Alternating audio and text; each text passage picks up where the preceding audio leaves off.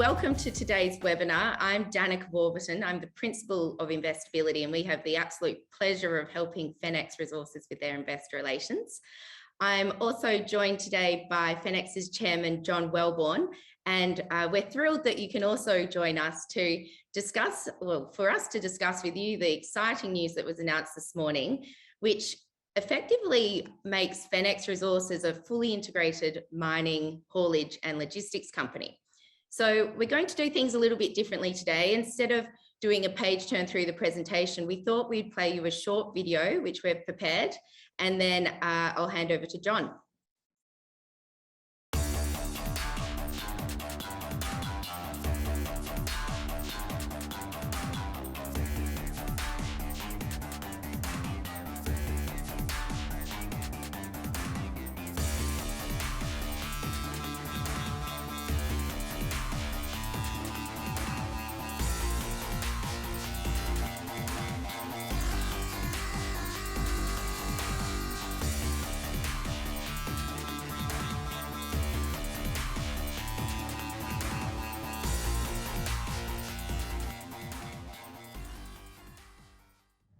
So pretty impressive business there. I'll hand over to Fenix's Chairman, John Welborn, to walk us through the transaction details.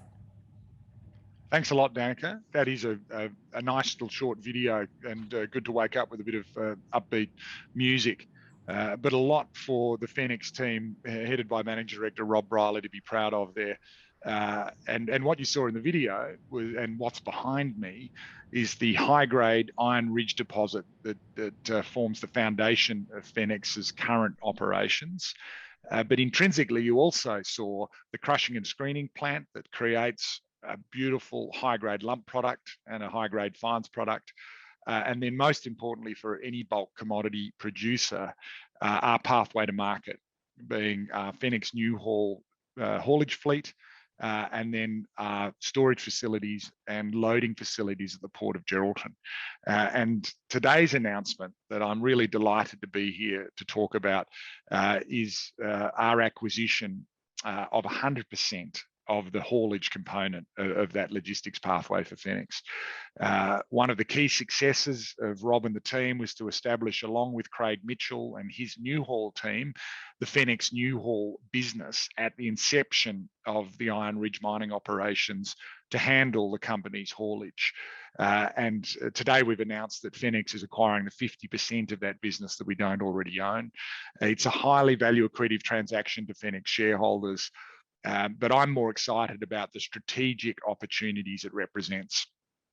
When we talk about value creative, we're talking about our existing operations at Iron Ridge, but we're a unique business in the Midwest. We're highly profitable. We're going to end the financial year with no senior debt and a very strong cash position. And we continue to demonstrate that we can make strong margins from Iron Ridge.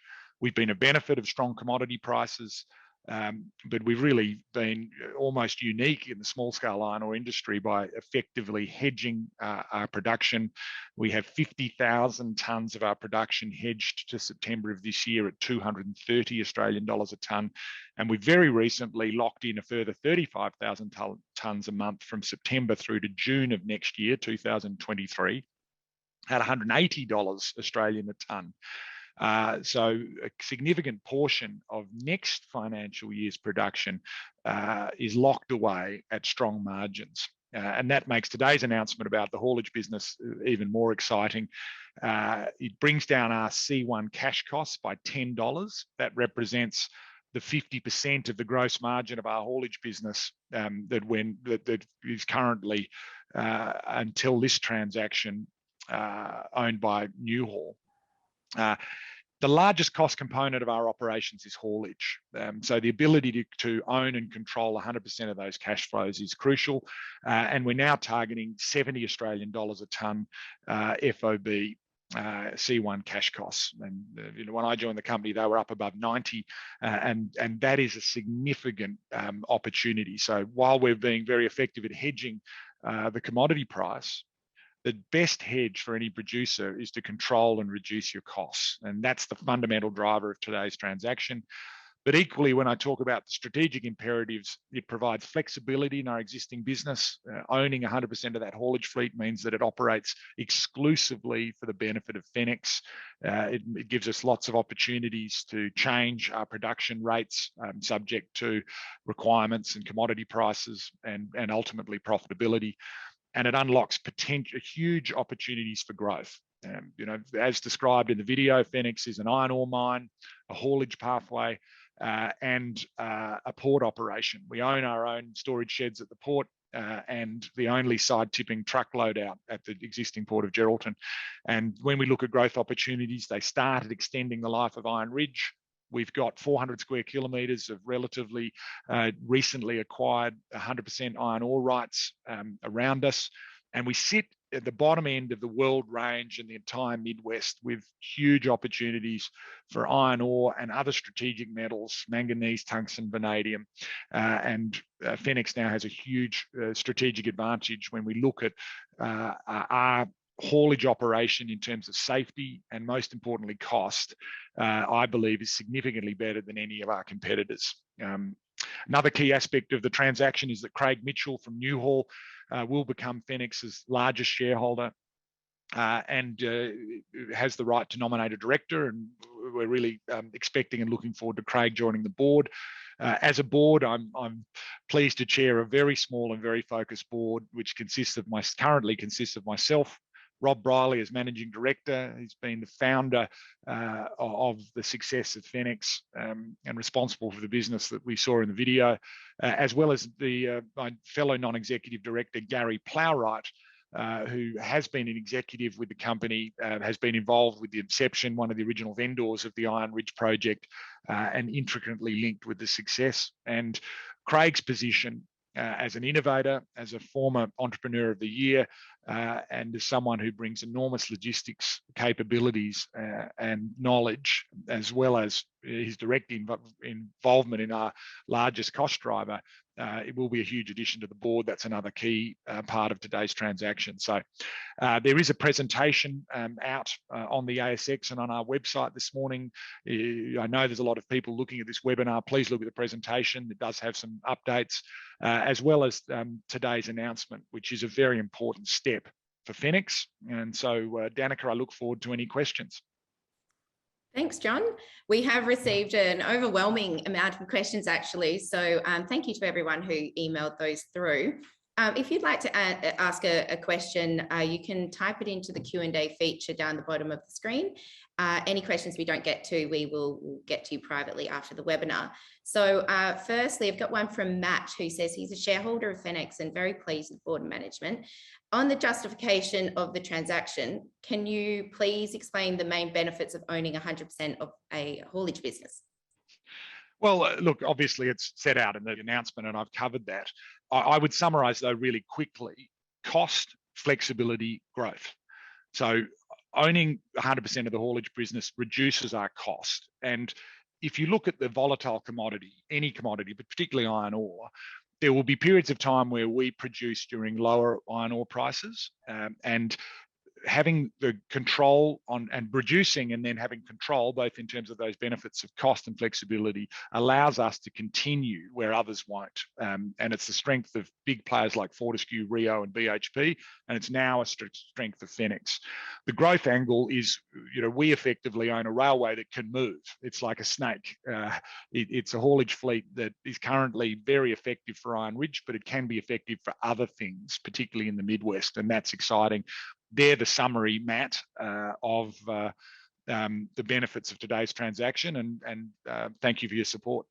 On the benefits as well, Shane's asked about the C1 cash cost reductions being significant. Are there any further opportunities to reduce costs for Fenix? Look, Rob and the team have built a really effective team, and it's a rare case in lots of ways of a very successful explorer developer. Dannika and everyone listening will be aware of just the vast number of small companies optimistically and trying to get their projects into production. So Rob and the team have done that. If you go back to the original feasibility for Fenix, we've delivered a project very, very close to what was designed. And that's quite rare. So that gives you a good understanding, because feasibility studies are generally done on obviously an optimistic and best case scenario, particularly for explorer developers. So there's, look, the huge C1 cash saving we've seen originally by our half of the gross margin in that haulage, and now acquiring the other half, are hard to replicate in other parts of our business. There are opportunities through further innovation, both at the port, but the big driver and the easy answer question to that is costs are always on a per unit basis. So we're talking about per tonne. So obviously, the key part of cost control is looking at the intrinsic costs. But the obvious way for Fenix to significantly reduce costs from here is to change the denominator. Our fixed costs across the business, won't fundamentally change if we can increase tonnes. And that's why the flexibility benefits of today's announcement is really important. There's an immediate C1 cash cost saving. But if you're allowing us to potentially increase our production is another potential way of changing those per unit costs. There's been a few questions come through on the transaction terms and how you've structured them to be, I guess, most beneficial for shareholders. Can you walk us through the transaction terms and I guess how you went about structuring them for the best outcome? Sure. Fenix has had a strong partnership with Newhaul in Fenix Newhaul. And so in looking at this opportunity, we've been very consistent with the existing contract terms. But let's just talk about it from a Fenix perspective. So to summarize the terms, which are obviously in the announcement, we're acquiring the business for 7.5 million Australian dollars in cash and an initial payment of 30 million Fenix shares. And then there are further 3 milestone payments of 20 million shares in Fenix each upon the haulage of 3 million tonnes, 6 million tonnes, and 10 million tonnes.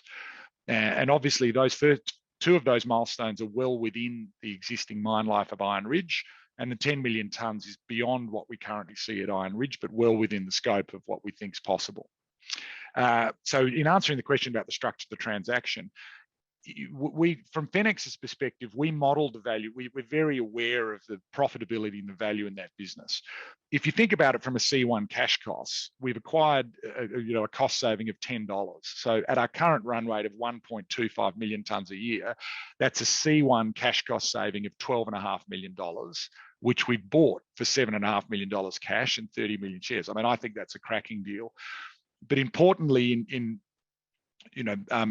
answering anyone's questions about what we've said about value accretion in this deal, we modelled this on if all Fenix ever does is haul the existing reserve of Iron Ridge to the port of Geraldton, the terms that I've just described are immediately value accretive to Fenix shareholders, both in terms of earnings per share, so the share that you currently own, and in terms of the available cash flow for dividends per share. And that's including the cash that we're paying and the shares that we're issuing at those various milestones. So I know that shareholders are appropriately concerned about dilution, and they're appropriately concerned about shareholder rewards. Craig Mitchell has been a shareholder of Fenix from inception, and this transaction aligns everyone from Newhaul with everyone from Fenix. It's a value accretive for every single shareholder in terms of earnings per share and in future dividends per share of Fenix. And that's really important. And that doesn't factor in any of the strategic growth and flexibility benefits. If you want to drill this transaction down and understand it, we're buying profitability and we're buying it. This is the most value accretive and most obvious strategic transaction Fenix could prosecute. And personally, I'm really proud and delighted and commend Rob and the team for securing the terms that we have. It's a really strong transaction for Fenix and Fenix shareholders. Yeah, there's actually a question from John that says, great to see Craig Mitchell joining the board. He's read through his impressive background. He says, why is it important, or what will Craig bring to Fenix, in your opinion? Well, look, I can answer that really directly. I was in Geraldton yesterday with Craig, talking to staff and looking at our operations. And Craig actually was very helpful to me. He gave me step one of understanding haulage. So we had a meat pie and a choc milk for lunch and a cherry ripe chaser. So I'm well on the way to understanding trucking. But to be more serious, Craig's an innovator. So while I've spoken about value accretion, I'm absolutely convinced since I joined Fenix late last year, I'm convinced that Fenix Newhaul is the most technically advanced haulage operator, certainly in the Midwest, possibly in Western Australia. Craig, more than a decade ago, won the Ernst of the Year Entrepreneur of the Year. He's an innovator in haulage transport. He has an ambition for road haulage to be close and possibly eclipse rail haulage. I mean, that's a game changer in the industry. So what does he bring? He brings knowledge of our haulage business. He brings the fact that he is a shareholder. And I'm very focused and on any mining company or any board that I join, to making sure the board are operating for the benefit of shareholders. And the best way to do that is for members on the board to put their own skin in the game, to be a shareholder and to be absolutely linked with shareholder returns and benefits. I've done that myself in acquiring shares, and shareholders have approved a loan structure where I've got a stake in the company. Gary's an original vendor and a big shareholder. Rob's got a shareholding, and if and when Craig joins the board, he's certainly a large shareholder. He's motivated for Fenix's benefit. I'm really excited about the talent we've got around the board table and his ability to add value. Very exciting to have Craig on the team. So moving into some more general questions. I mean, Bill, Dave, I see the questions coming through, so thank you for sending them through. Peter also, what impact will higher oil prices have on transport costs? And maybe speaking broadly about the costs of those various inputs, if you could, John. Yeah, sure. Look, the obvious answer is higher oil costs flow through into higher diesel costs, and we're a current user of diesel, both in terms of our mining fleet and specifically in our haulage fleet, which is our largest cost component. And then we're also exposed to the oil price through bunker fuel and our shipping rates, all of which impact our margin. So higher oil prices puts pressure, and ultimately we'll see higher costs in Fenix.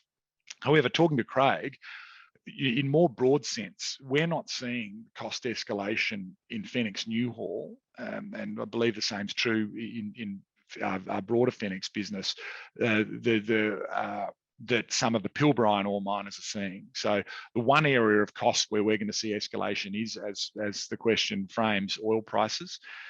We've obviously been very successful in hedging the commodity price. One of the things we're looking at is how do we manage our oil price risk. But it's marginal and incremental. If you look across our business, we've got a number of cost drivers. The short answer is we'll see higher costs as we see higher oil prices. And how many shipments are expected in Q3? Well, Q3 was completed. We're currently loading, I believe, at Geraldton, and we were aiming for 6 ships this quarter. We'll certainly get 5. I think the 6th one is scheduled in the first week of July. So, the team are doing well, and where our production is on track in terms of what people's expectations should be. Okay, a few more questions I think we've got time for.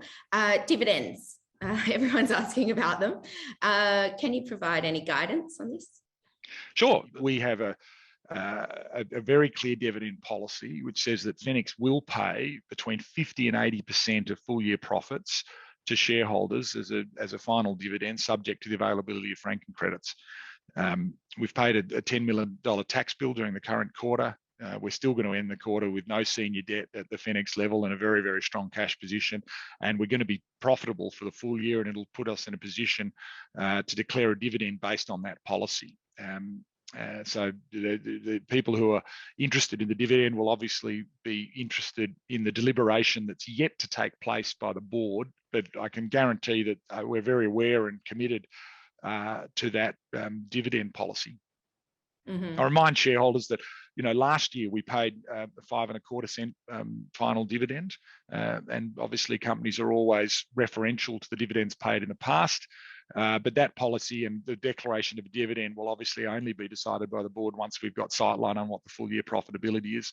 But we're in a very strong balance sheet position, and today's acquisition only increases the potential and the confidence in Fenix's earnings going forward.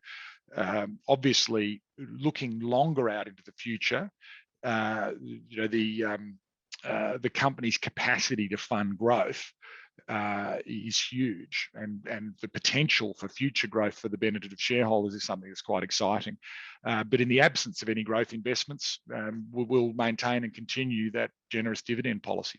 That ties perfectly into a question I was going to ask from that Marshall sent through. Does the company have an update on the M&A side?